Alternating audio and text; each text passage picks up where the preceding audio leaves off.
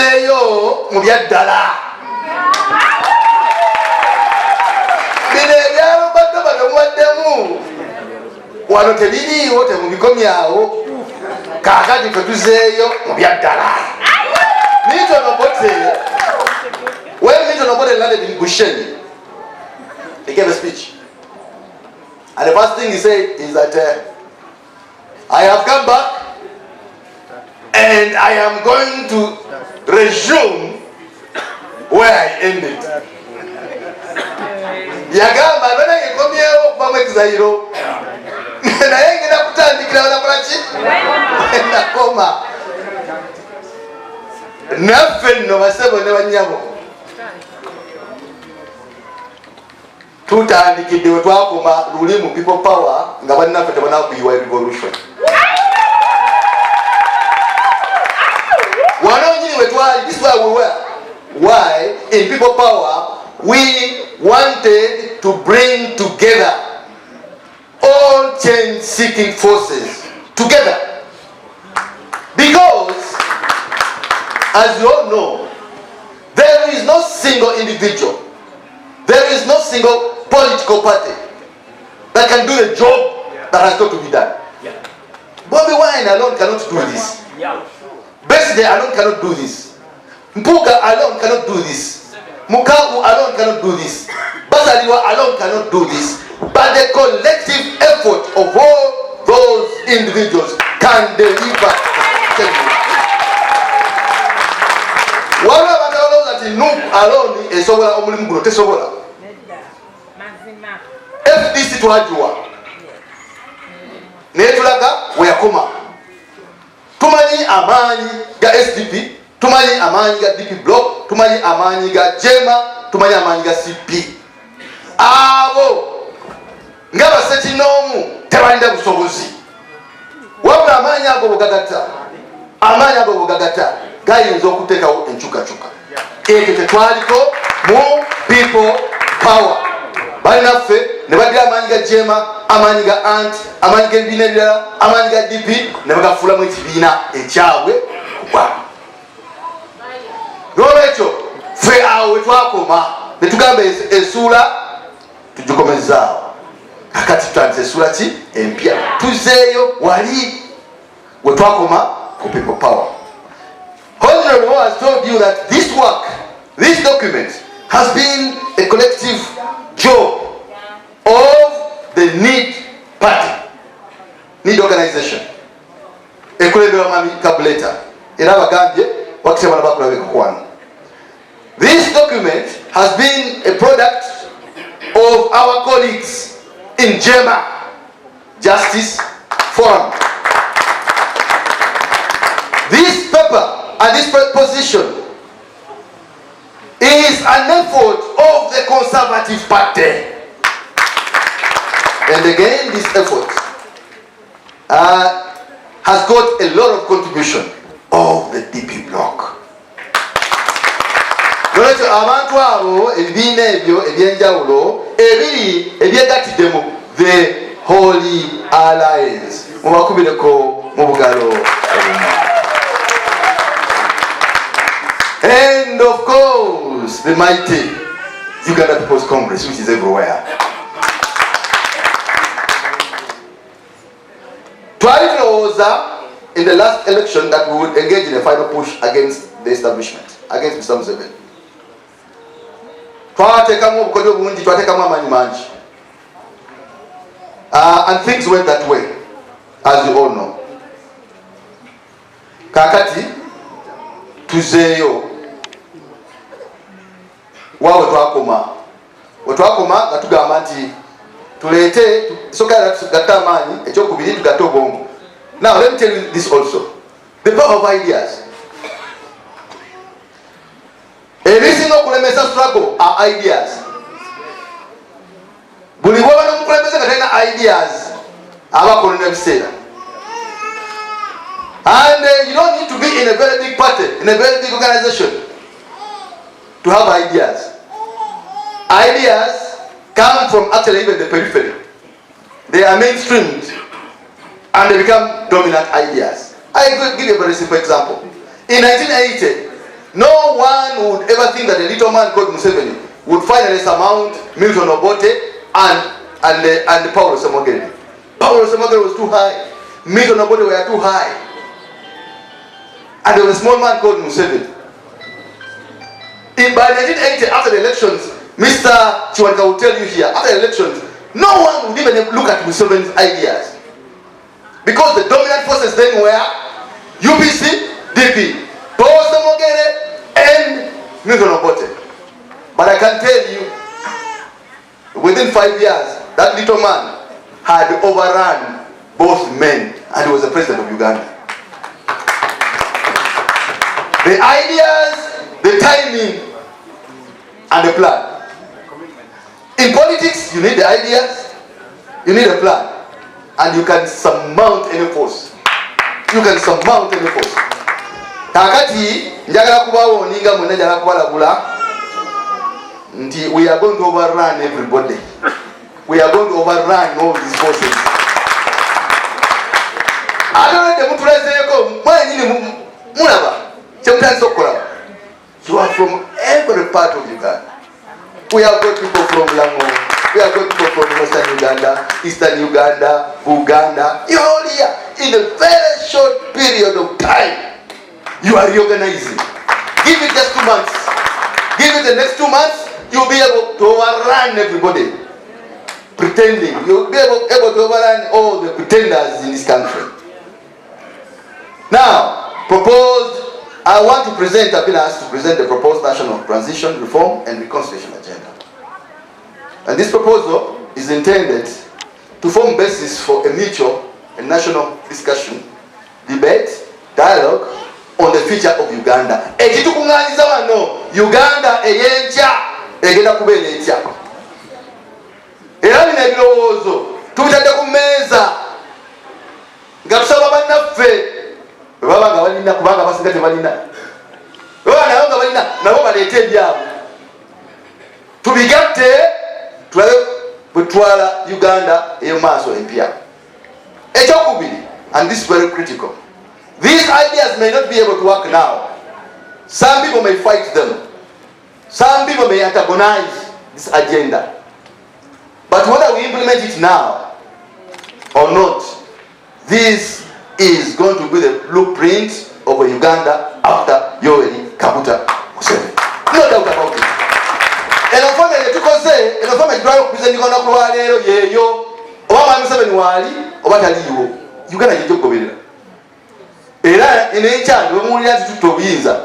is what we are going to put in place.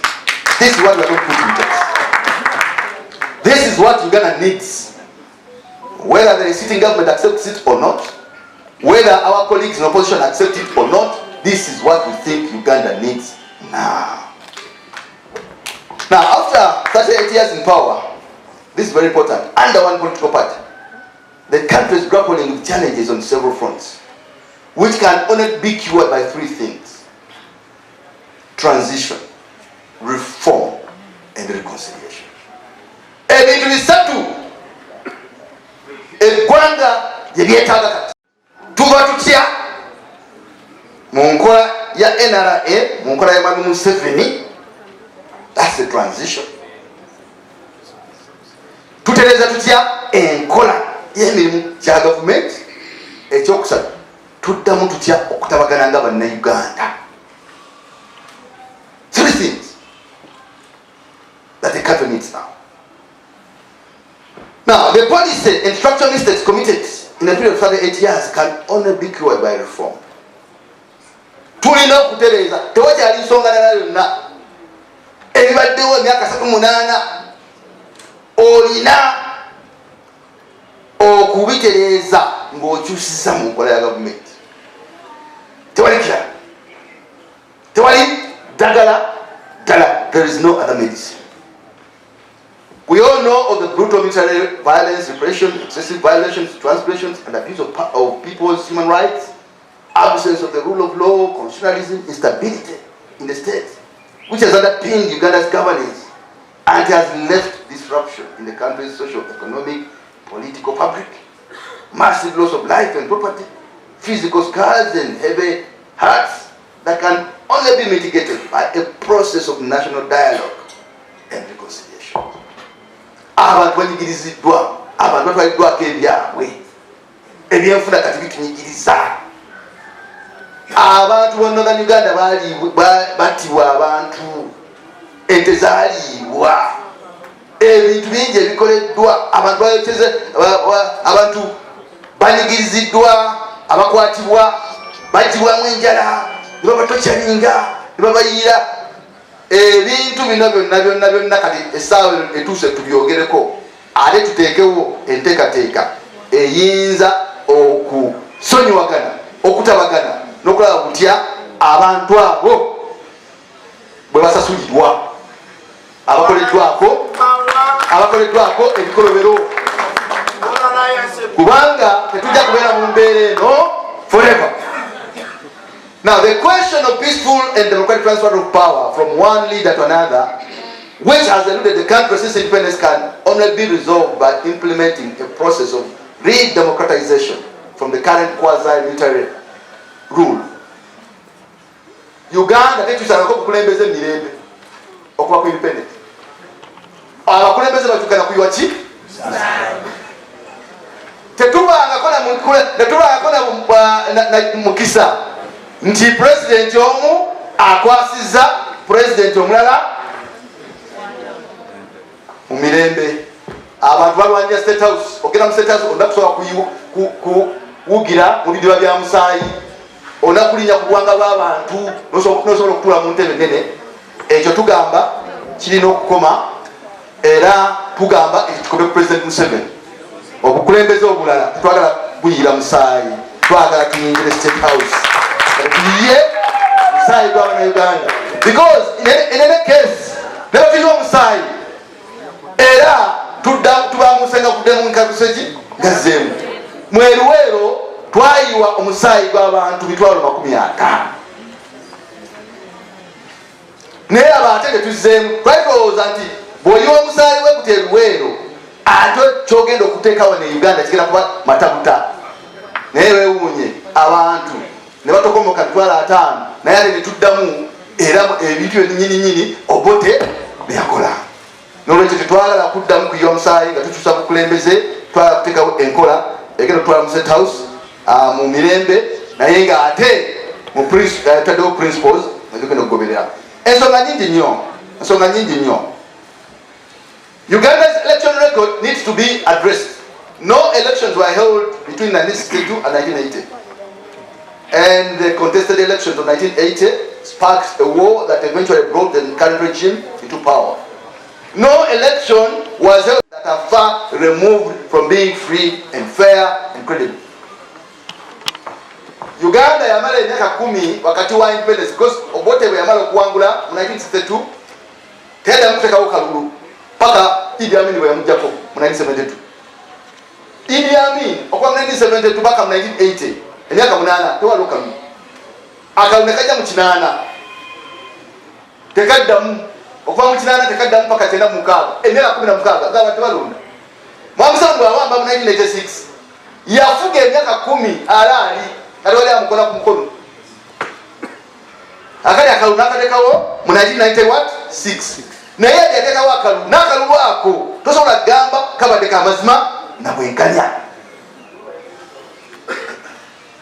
The above circumstances have deprived the people of their constitutional power and have obliterated the hope of ever changing changing government and having a stable future and peaceful transfer of power.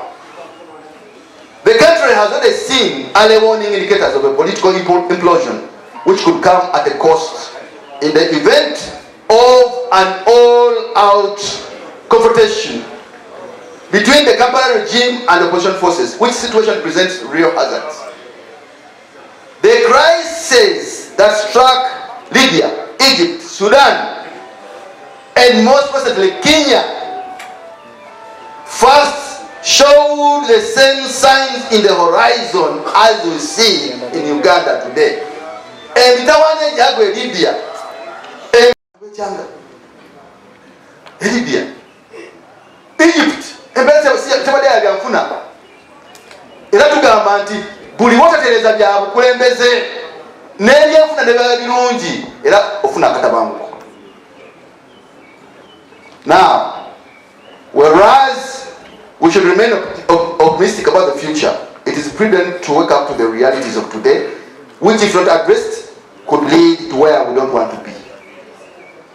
Endemic corruption of Obuliwenguzi, growing youth population, abavubuka abangi, inequitable distribution of natural resources, etc are now challenges that need to be attended to immediately. Hakati yosijja kuddayo nnyo naye njagala kwanguya mubangu nnyo mbagambe nti the Holy Alliance kino si kyaffe fekanga DP block naye eky'ebibiina ebyo collectively seeks to initiate discussion on the national transition reform and reconciliation agenda. Buli muntu abadde agamba tetulina pulaani ekyusa gavumenti nakutwala buyinza yino. Ate tutukoze nga DP block fekka tukikoze tukyode wamu ne bannaffe abalowooza nga betulowooza.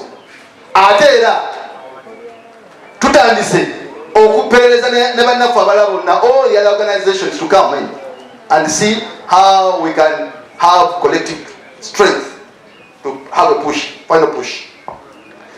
Tulowooza, very briefly, the Holy Alliance is proposing debate and adoption of a transition reform and reconciliation framework grounded in the laws of the country. Byonna tunabikolera mateeka gano twogera agenda okukyusibwa. Wala badde boogera ku reform. Reforms are good, but reforms are only part of this. Can only be part of this. Reforms alone cannot bring about the changes that we want. But this whole comprehensive framework can do that.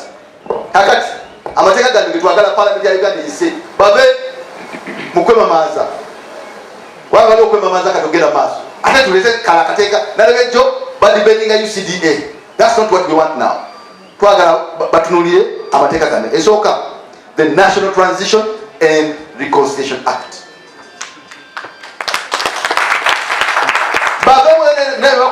Batuletera amateeka gano. Etteeka eryokubiri, the Presidential Transition Act.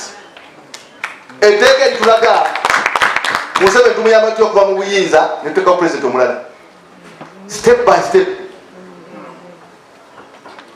Ani ayagala okutulamu? Mukago ayagala okutulamu? Tugenda kutulamu.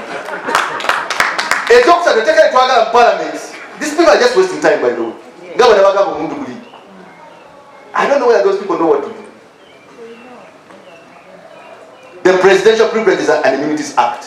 Buli gwanga liba netteeka erirungamya omuntu bw'aba avudde mu ntebe asigaza nsako ki. Ekyokubiri, kiki kye tumusonyiwa, kiki kye tumuvunaana. Mutegeera ekintu ekyo. The Presidential Privileges and Immunities Act. Etteeka eryokuna, National Devolution Act. Mwami muweesi oyo gwe mulaba yatumalira ennaku bbiri ng'agamba nze saagala mugambe National Devolution Act, njagala mugambe National Federal Act.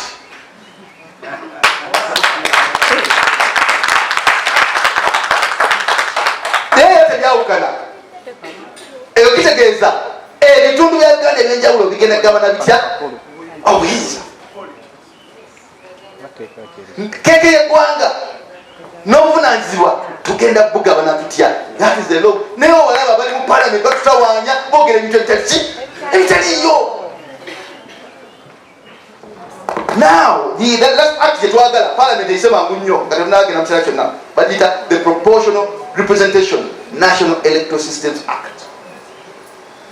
Bino ebya winner take it all tebikyakola nti Museveni atuwangudde. Therefore, ba cabinet ministers nsanvu bonna babe engero tukyasobola kikkiza mu Uganda. Olaba naye Rwanda wa Kagame tekiriyo. Kagame bw'awangula n'agamba kale Kagame yawangudde, gavumenti agigabana n'ebibiina ebirala. Olunaku lwa leero oyo Ruto yali yeesigiriza, that Ruto man yali yeesigiriza. Abaana bamugamba sebo eyo gavumenti tunagigabana nga Bannayuganda yadde owangudde. Bannakenya yadde owangudde n'akayana bajenisire bajja ku street. At the end of the day government ebibiina by'obufuzi byonna ne Bannakenya bonna bagigabana. eyekeni. Naye twagala system egamba proportional representation, National Electoral Systems Act. Gavana egamba okay, bw'oba owangudde n'ebitundu 4 ku buli 100 oleeta ba ministers 4. Bw'oba owangudde n'ebitundu 27 ku buli 100 oleeta ba ministers 27. Ne ba MP bwotyo. Abawo ekyokulabirako bamusaba yatugamba yatuwangula n'ebitundu 6. Lwaki Kalulu mu Uganda emyaka 4 nga president yayo waliwo abantu abakyakwatibwa olw'okuba bawagidde gundi tebawagidde oli. Ebyo mu Kalulu ke tuddako tetubyagalamu, twagala bikole. Ate twagala Kalulu agamba ye atuwangudde alaali, sigamba nti atubbye. Naye waliwo system ezirina okukolebwa okulaga nti omuntu awangudde alaali, era waliwo system ezirina okutekebwawo eziraga nti omuntu n'amasana abatayagala bulungi babagala. Ekyokubiri kyetwagala nga ogyeko bulungi ate kyetugamba Mwami Bobi Wine, Mwami Mpuuga yagala naleta reforms zino mu parliament. Banafe ne bagamba nti ate tutagala. Lwaki toyagala kutereeza bikyamu byasoba mu Kalulu kawedde, era ogenda kuyingira otya Kalulu kano nga totegeezezza byonna bikyamu, ng'amagye gakyasobola okuyingira ne gakuba abantu, poliisi ekyasobola okukwata abantu bonna abavubuka abo bakuwagira. Ebyo birina kutereeza katana kuyingira Kalulu kaddako. Ekyo bw'otakikola oba muwumba tutu asembayo. Ekyokubiri kyetwagala mu bino byonna, twagala okukyusa obukulembeze nga bwe nabagambye nga tuye musaayi. Mwami Museveni avaako atya mu mirembe n'akwasa Mpuuga oba basalirwa katwalira musaayi. We want to implement a deliberate process of removing the military from politics. Twagala okujja amagye mu politics w'eggwanga, twagala okujja amagye mu parliament y'eggwanga, twagala okujja amagye mu byobululu. Onakola leero gala ministries nyingi osanga baki tebana kubeerayo, ate kati emirimu gyaffe gyaki for civilian. Why are you putting the military in civil service, in politics? We want the military to get back to the barracks. Abo balina kutukuuma ate balina genda ku biragiro byaffe abakulembeze, so si ku biragiro byaki byabwe. We want to implement a national reconciliation and reparation plan. Twagala tuteekewo enkola etegeera bannange kiki ekyaliwo, ebyeggulu byali bitya, ebyatyaka byali bitya, ebyebundi bujo ew'omumbeere byali bitya, byo ebyaluwa byagwawo bitya, ani yanyigirizibwa, ani yanyigiriza, ebyebugerere byo byagwawo bitya, ye bino ebyettaka kibba ttaka mu Uganda yeeza etya, amasiro go gaba gatya.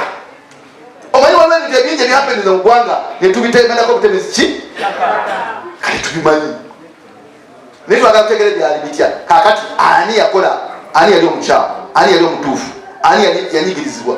Abantu bonna abanyigiriziddwa enkola eno embi, enkola ey'okutulugunyizibwa, enkola ey'okunyagibwako ettaka n'okubaako embeera naye bateekebwawo, balina okusasulwa.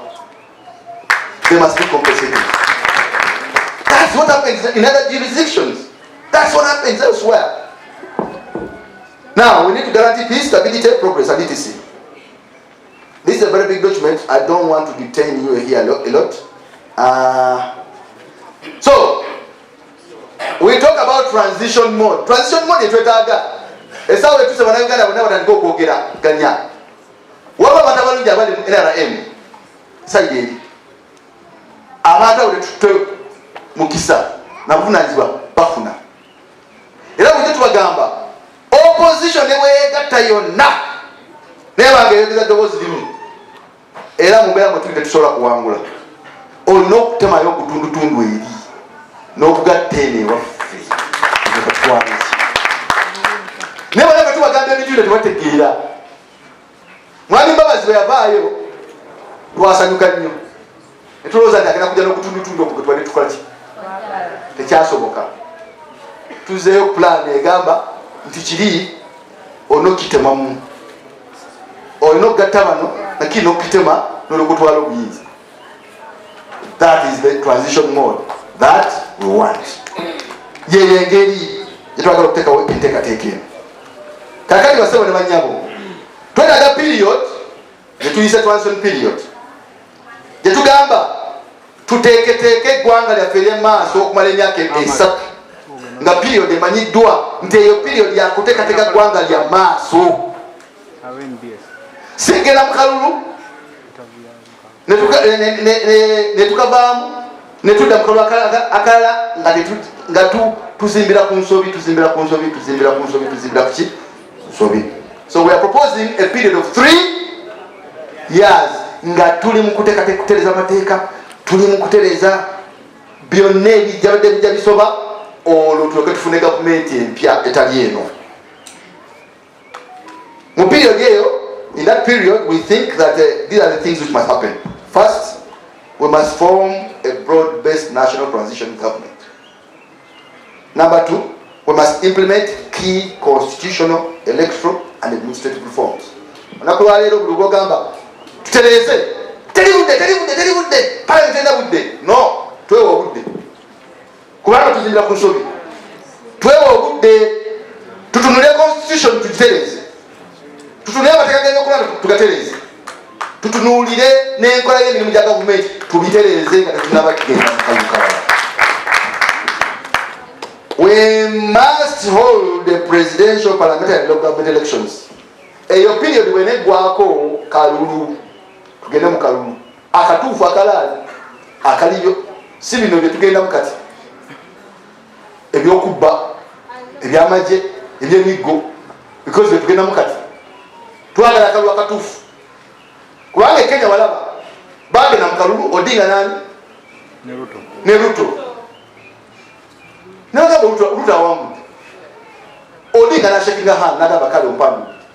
Naye wano bwetufuna akalulu bano biwoobe, bano tebalina maaso, bano tebalina magulu, bali mukomera nga neyesimbyewo kwoli ali mukomera bamuzinzeko ki akosike kaluke twetaaga ate akaluke tuddako tugamba mwami Museveni tadda kabeeramu talina kabeeramu.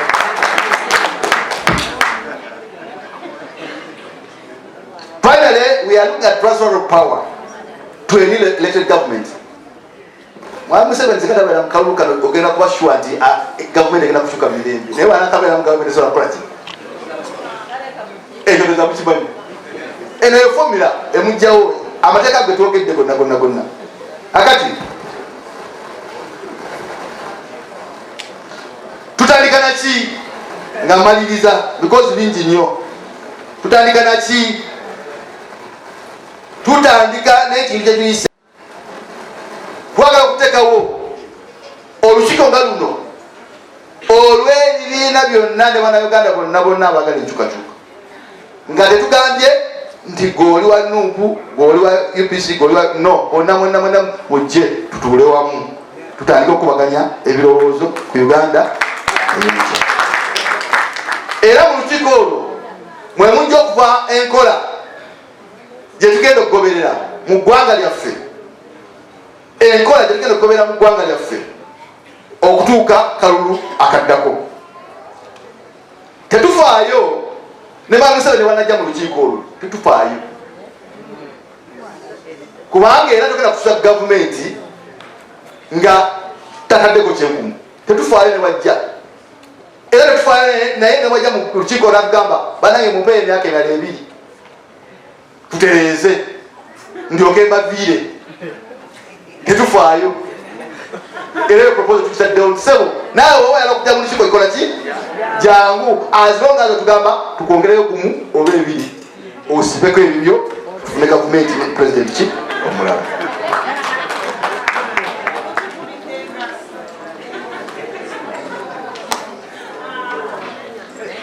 Basebo ne banyabo, we have published this. We have done this publication, and I want to think that most of you will go home with it.